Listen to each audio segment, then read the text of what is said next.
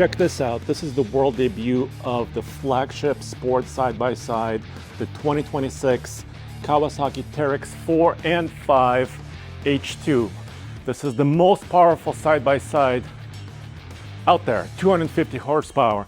And I want to show you every detail of this new machine. So come along with me because we can talk about engineering components, we can talk about style, price, everything in one video. All right, so they keep talking about how comfortable this machine is. So let me try to get in and see exactly what it feels like. All right, so I'm almost 6'3". I'm not gonna put the 4-point harness on in every seat, but here I am just sitting down, and I can tell you from the first point of observation that I do have a lot of visibility towards my front wheel on my side, towards the passenger side, and I'm tall enough, I feel like, and comfortable enough. This seat is actually pretty comfy. I can move it back and forth, so I could bring it closer up or further back. I think I would prefer it mostly towards the back, so I have really good place for my legs. I can operate the machine, and I have plenty of knee space because of this steering wheel design. Hey Tommy, nice to meet you, man. Hey, nice to meet you. Can you please introduce yourself briefly? Yes, hello everyone, I'm Tommy Lutz. I'm the four-wheel product manager here at Kawasaki. We're at our corporate headquarters in our office today here in Southern California, launching the all-new 2026 Teryx 4 and Teryx 5 H2s. Nice, dude. And the big headline number is the horsepower, right? And Yes. the engine itself, 250 horsepower. Yeah. How did you do this? So the biggest way is our supercharger. So this is a supercharged engine. It's an inline 4 999cc. It's not Kawasaki's first time supercharging an engine, but it is our first time within a side-by-side application. So you can kind of see it. It's kind of this red component here, Yes, is that correct. right? Or- Intentionally colored red so Yeah. it stands out so you can see it. Yep. And this is the production, this is the way it will come. Yes. Like Yes. like this. Yep. So it's a 4-cylinder, like you said, 999cc, almost basically 1 liter of displacement. Correct. So, and I mean, that's a pretty impressive number. Yeah. I mean, 250 horsepower from an engine this size. Yes, absolutely. Yeah, we're putting out a good amount of boost with a supercharger. We've got dual injectors, so primary and secondary injectors that help add to that 250 horsepower. But obviously, a large portion of that is coming from that supercharger. Yeah, so this sprays to the inside the piston, right? Yeah. And then these specifically spray oil to the exhaust side of the piston. Lubrication and cooling. Just like I was saying, that's the important factor when you increase horsepower.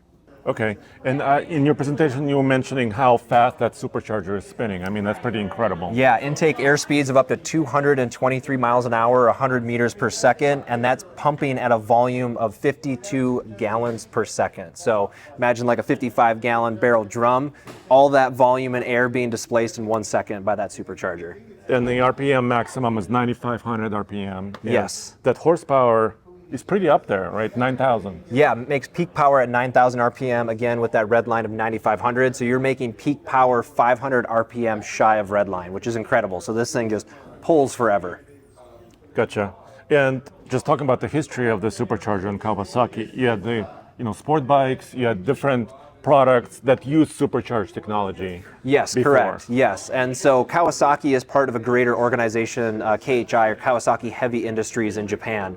Do everything from shipbuilding to aerospace, multiple different other facets of business other than just power sports. So we actually leverage the expertise from our aerospace division over there to help design that supercharger 100% in-house, and just the level of intricacies and knowledge that we can pull from that team is just incredible, and then put that into our power sports products.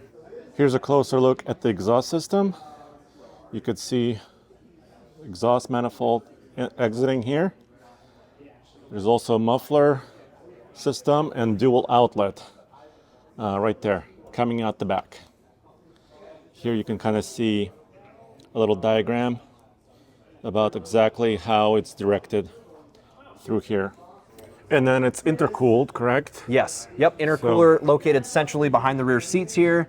It's got a fan that kicks on anytime you're above 3,000 RPM, and then that's going to go into your aluminum intake air plenum there.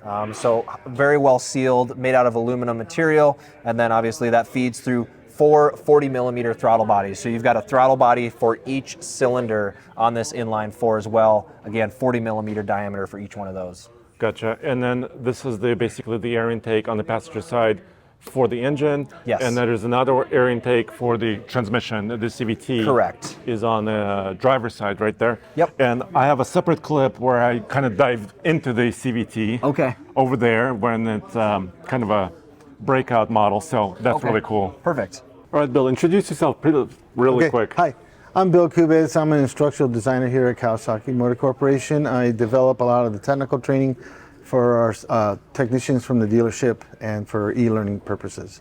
So I think one of the main questions that a lot of our viewers and enthusiasts have is kind of the transmission durability and the driveline as well. So Sure. Can you kind of show some of the components here? Sure. Okay, so on this particular model, the one thing that stands out right away is in the middle here we have a bearing, a needle bearing collar system here. And that I noticed when I took this apart was going, okay, that seems like a really good idea. And what it does is when the unit is stopped and the engine's spinning, you got this spinning. And on most normal units, you got a little bit of this going on at idle, right? There's no spinning, but now you have this bearing in there, which keeps it from chattering. So that increases belt life around the edges of the belt. But it also does something else. It allows us to keep the sheave a little tighter on the belt. What that means is that now there's no longer a need to do a belt deflection adjustment during maintenance. You don't have to do that anymore because our sheave is able to be closer together. And so it doesn't have to come in and grab it. So now you don't have to measure that belt deflection. So maintenance-wise, great. Durability-wise, awesome. A big improvement. So, and on the back of this CVT, you also see what are the cooling fans or blades that help keep the system cooled down. So when this spins, up here... This is the housing. This is the housing. You have a snorkel where the air comes in through a filter, and then this is the housing. So that fan is spinning in here, and this duct is helping keeping it all together so that it keeps the system cool, and then comes out the exhaust. And when it comes out the exhaust, we measure the temperature with that sensor of what the CVT temperature. So if for some reason something gets a little bit hotter, it'll indicate to you on the dash with a little light that the temperature is a little high. So that's great. So we're keeping an eye on it, but we're making sure up front that that doesn't even happen. So heat is basically the main enemy there. Yes, he can be basically, well, yeah, definitely in a high horsepower, high performance engine. And the secondary sheave, this is the driven sheave. This is the drive sheave. So this comes directly off the crankshaft, and this transmits power to the belt. The belt transmits to here, and then it comes into the input shaft of the transmission. Okay. And then here you have our transmission. From the transmission. This is kind of the differential, so to speak? This is the transmission forward, low and high and reverse and neutral. This is the transmission, and then this is the output. The rear axle is not a limit, it's a solid axle. Okay. And basically locked, direct lock. drive. Correct. One thing they added some cooling fins to the outside of the cases here. Also, to keep the temperature down. So some fins, they call them louvers, were added to keep the temperature down as well. So a lot of thought has gone into this as far as durability. And then the drive shaft forward, and then you have the front diff lock, which in two-wheel drive, there's no output to the axles. And then in two-wheel drive, four-wheel drive, you have a limited slip type format inside of here. So the wheels can limited slip, and then you have another position with this actuator.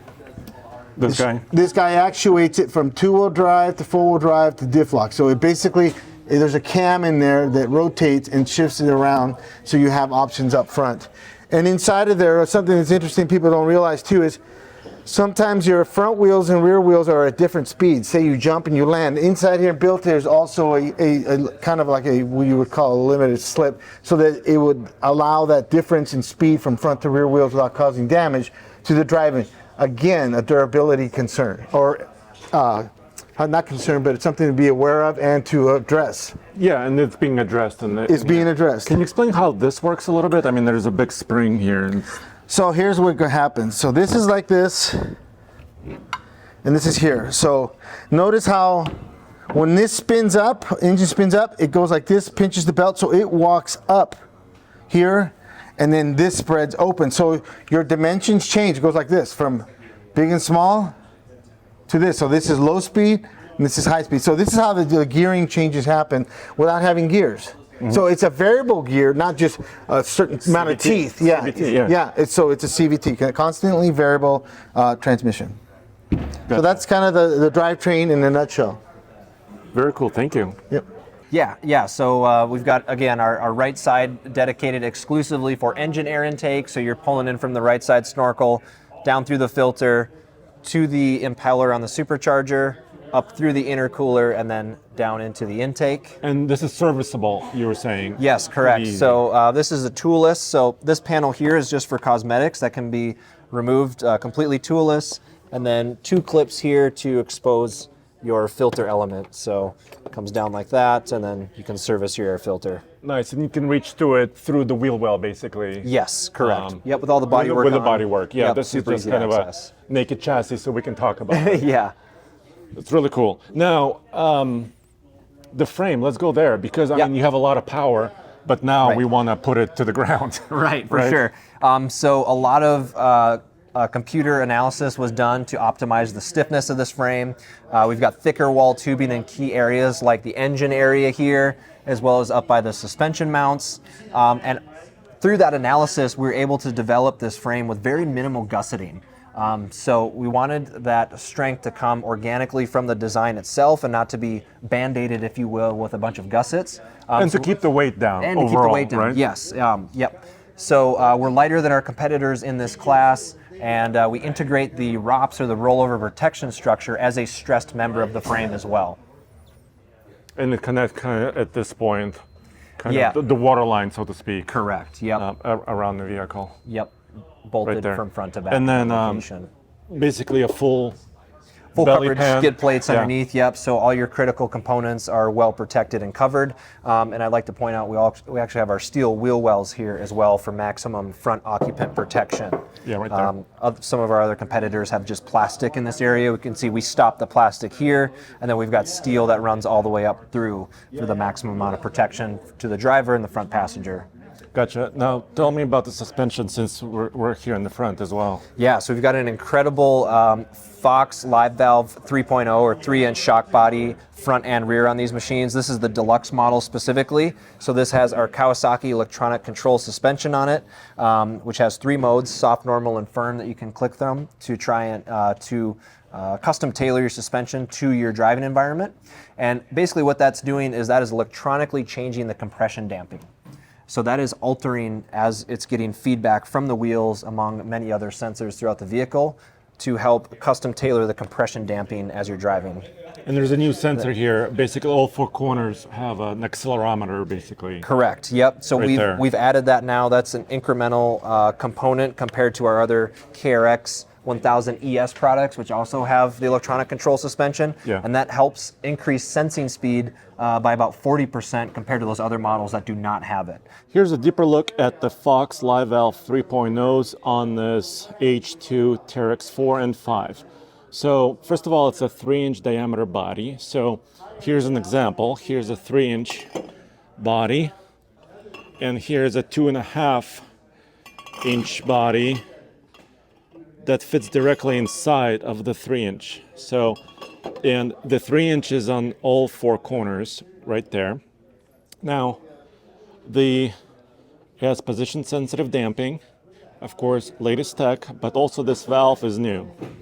So if you look at this is the previous generation valve. It's way bigger. And here's the new generation valve. This is the valve that's adjusted in real time.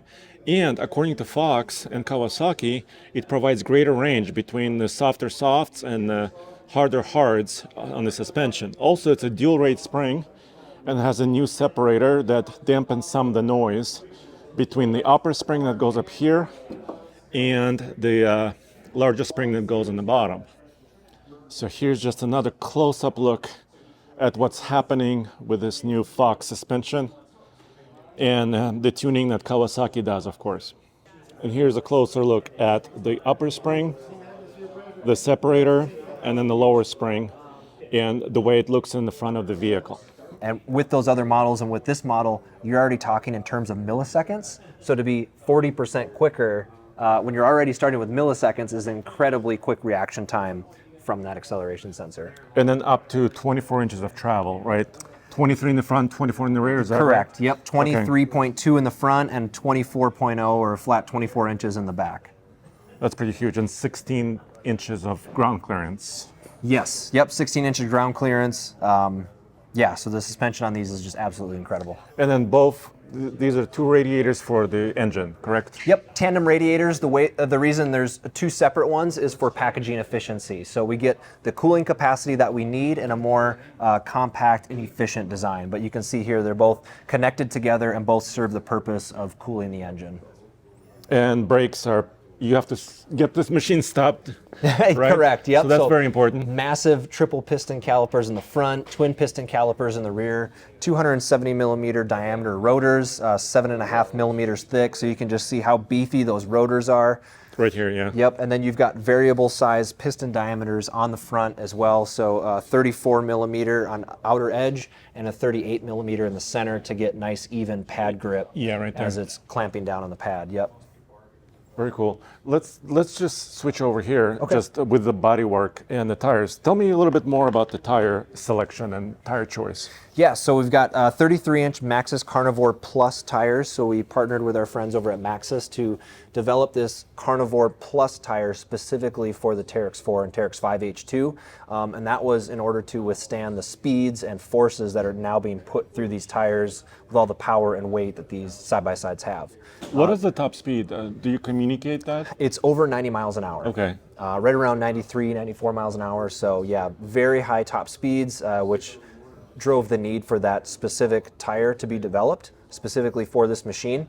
And then mounted to that is a 16-inch cast aluminum wheel as on this with beadlock. So on the deluxe model that we're looking at here, that comes standard with the beadlock, color matched to the rest of the accents of the vehicle. And it's a 5-lug wheel with it's a 5 on 4.5-inch bolt pattern. Gotcha. And non-deluxe version wouldn't have the beadlock ring around That's a non-beadlock wheel, yep. Okay. And this is the 33 diameter, 33 inch. Why not go bigger? I mean, do you get that question sometimes? You know, we are bigger than our competitors right now at 33 inches. Most of them are running 32, so we're size bigger there. And then you can outfit them with 35-inch tires should you choose. But we thought this was a good blend between, dynamic performance and just overall tire size being the best with the 33. Well, yeah, machine has to be a holistic thing, right? I mean, the braking, like you said, suspension, engine, all of that has to work together. Correct. Yeah. Yeah. And obviously here you can see the styling, just the way it's designed. Yeah, obviously I'm biased, but beautiful styling in my opinion from front to back. It really, the team in Japan that was designing this wanted to give it the image of speed even when standing still. So it's kind of got this angular bodywork that rises as it goes towards the back, again, to make it look like it's moving at a fast rate of speed even when it's standing still. So even the breakup between the colored panels on the door and the black textured panels below were strategically thought out and done. We've got that color wrapping all the way up in the back to the top of the roof with the D-pillar cover there. So a lot of thought also went into the design. Not only that, the front was designed to make it compact and as minimal as possible so that you get great lines of sight for the driver as they're driving this vehicle, particularly when you're cresting over a dune. You want to have great visibility out to each one of the front tires. So all this was done intentionally as well. Yeah, I can see how narrow, and you mentioned the dual radiators, right? Yeah. I'm sure that was helping it to keep it narrow. Exactly, yep. Keep it narrow in the front. And this is a 74-inch wide machine. Yep, 74-inch width, so super planted, super wide front end there as well. And you said 74 to the roof line. Correct. To the hard roof. Correct, yep.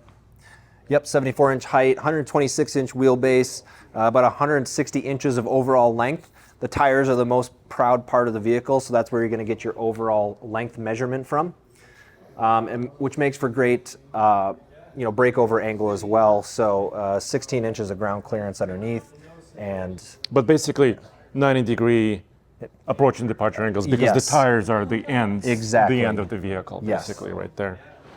And here you can see also the rear lights, and also that's where the superchargers, the intercooler is housed. Yep. We saw it over there. Yep. At the naked chassis. Yeah, so this is what it looks like with all the bodywork on. So we've got that red badging to let you know it's a supercharged machine. And then on the front side of the intercooler, that grille is intentionally done in a red color, again, to give it that performance-oriented standout color to let you know that this is a supercharged machine.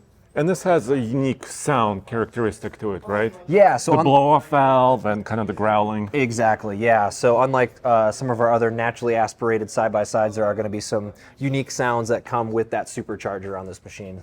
And tell me a little bit about the technology, kind of the seats. And this is also a 5-seater here. Yeah. So we're really happy to introduce not only the 4-seat, but also the 5-seat model, which has the rear bench here, allowing for 3 passengers in the rear, 2 in the front. And the seats are a very high touch point and also serves as a very big performance item really on a sport side-by-side. So we've got unique material breakup here with the higher gripper in the center and out on the sides to help give you a lot of grip as you're driving these vehicles. But also a lower grip material on more of the extremities, your shoulders and the ends of your legs, so you still have some freedom of movement and comfortability as you're driving this side-by-side. 4-point seat belt on all seats here, even the center seat in the rear is all 4-point seat belts, so everyone is locked in and secure at all times. And then just overall, the premium fit and finish with these. We put a lot of effort and emphasis to make sure that the seats not only look super nice, but perform super good. I think we did just that. All right, here we go. It looks like there's quite a bit of space here. So a couple things. They talked about stadium seating. So the rear seat is like about 15 millimeters higher than the front, so about maybe half an inch, maybe a little bit more. So the rear passengers should have a pretty decent view of the front driver and passenger. Also here in the center, this machine can accommodate up to 3 people with this bench seat. So obviously maybe 3 large dudes cannot sit side by side here, but if you have smaller people, maybe some children, I think this could be a really good option. So let me try to get in here. By the way, I do have this big grab handle as well. Cup holder back here. So I'm sitting mostly behind myself. This is where the seat I really find comfortable in the front. And I still have knee space right here, maybe an inch or so. So yeah, I can't complain. Then also, I see over the front seats. So actually, I don't feel penalized for being in the back here. I still have space for my helmet. There's maybe this much space above me. So yeah, I feel like I have some room. The center seat is actually moved up a little bit. So if you're sitting here, the idea is you're a little bit higher than the outboard passengers. So maybe your hips and your shoulders are different heights, so you're not completely squished. But like I said, 3 large dudes probably won't be sitting back here unless it's in a pinch, unless something is really happening that you need to bring 5 people out somewhere. But I am quite impressed. Here's a view from the back seat. And I like how, the door is designed, it's kind of automotive style. If you're in a, just your regular everyday vehicle, this is familiar to you. Right? Yes, yep, absolutely. So you touched on it there, it's automotive influence. So we brought in some of the lighter colors for the door panel and the seat that you might see on a higher end car or truck. And that is standard equipment for our deluxe model. Our base model is a darker color, so you do get that difference between trims there with the darkness and the lightness of the interior panel and the seats. Are the seats the same no matter which trim you're buying? They're the same, As but far the as color's the difference. the color is the Yep. difference. So this lighter gray is going to be black on the base model, but the performance and fit and finish is still the same. And this is on the passenger side. This is where your fuel fill is right there. Yep. So you'll notice you're actually going to have to open the door to expose that. So we just want to make that, it's easy to access and it's convenient, but we also wanted to make it hidden and sleek and not disrupt any of the styling. So that's where that's located. Very cool. Now, I see kind of a flat bottom steering wheel right here. Yep. Yeah, so flat bottom steering wheel, to help embody that sporty nature of this side-by-side. We've got the 12 o'clock mark up top there. You'll notice we've got the Kawasaki River mark in the center. Only our most premium flagship models get to have that river mark, so this one has it. Definitely fits the bill for that. And then since this is the deluxe model, you've got your electronic control suspension buttons there on the left-hand side and your audio and infotainment buttons to the right. And you got your TFT display and also this 10-inch display in the center. Yes, so full color TFT, that's going to come standard on all models. And then on the deluxe trim specifically, you've got your 10-inch Garmin infotainment screen that has a full touch screen. Can you open that little storage box really quick? And Yep. maybe the glove box? Absolutely. So storage up here on top of the center dash as well as inside the glove box. You'll notice inside the top storage, you've got two USB-C ports right there. Charge your electronic devices with, and then you've got a 12 volt DC power outlet inside the glove box. There it is. I see it. Cup holder, tweeters, speakers. So all of that is here. And Yep. you said there was an optional subwoofer you could put in. Correct. There as is well. a Kawasaki genuine accessory sub that can be installed on top of the audio that comes standard on the deluxe models. Yeah, and this is your transmission shifter, neutral, high, low, and reverse right there.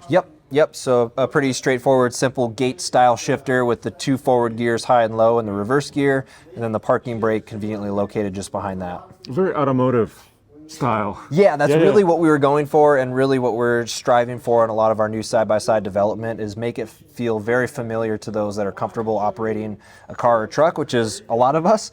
And yeah, I'm glad that you called that out and recognized that. Yeah, where the ignition key goes, your main controls.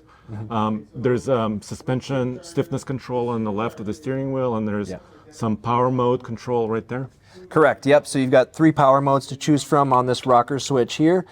Full, mid, and low. So full is just that. It's full power, all 250 horsepower. Mid power is 80% of full, and low is 60% of full. So that might be convenient for when you're getting on or off a trailer, maybe you're maneuvering around a tighter space. For low power, or maybe for mid power if you've got a newer driver that wants to operate the vehicle, put it in mid power as they familiarize themselves with the machine, and then let them crank it up into full when they're ready. And that's, you could only change that at certain conditions, right? Below 50 miles an hour if you're moving, right? Correct. Yeah. So in order to prevent, drivetrain damage, it's the 2 criteria are below 50 miles an hour and off throttle. In order And to then get you it could to swap change. those modes. Yes. Yeah. And I like that the suspension control, the stiffness is on the steering wheel. You don't have to take your hand off the steering wheel, basically. Yep. And that is completely on the fly. So you click from, there's really no criteria per se. You go from soft to firm, and it's going to make that change instantaneously. Sweet. And these are available now, or can you talk a little bit about pricing and availability? Yeah, so shipping to your dealers this month. We're starting with the Teryx5 H2 Deluxe models, and then the Teryx 4 Deluxe and Teryx 4 base model are going to be availability later on this year. Base model retails for $36,199. The Teryx 4 H2 Deluxe is going to be $43,199 MSRP, and then the Teryx 5 H2 Deluxe that we're looking at here is $43,699 MSRP. You got it all on the top of your head, right? Yeah, absolutely. That's really impressive, man. Yeah. Alrighty, well, really appreciate your time. You're welcome. Thank you so much. Thank you very much. And here you can see some of the accessories that are available for the Teryx 4 and 5 H2s. Wow, there's a lot going on here. So first of all, up here in the front, you've got a windscreen with a windshield wiper, you got pod lights, and a light bar right there at the top. Now you've got mud flaps, you've got side rocker protection nerf bar, also dual battery kit. Depending on your accessories and what you're adding to your machine.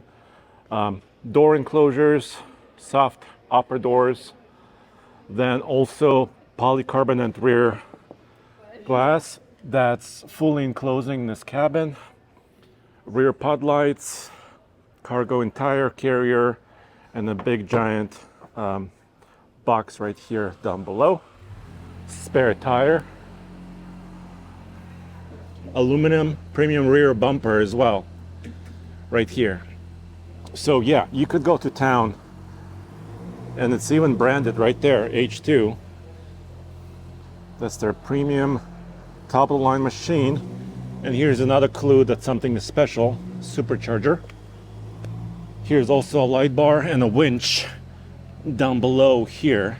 So this is a lot of the accessories, probably not all because there's up to 50 of them, but here's just some of them.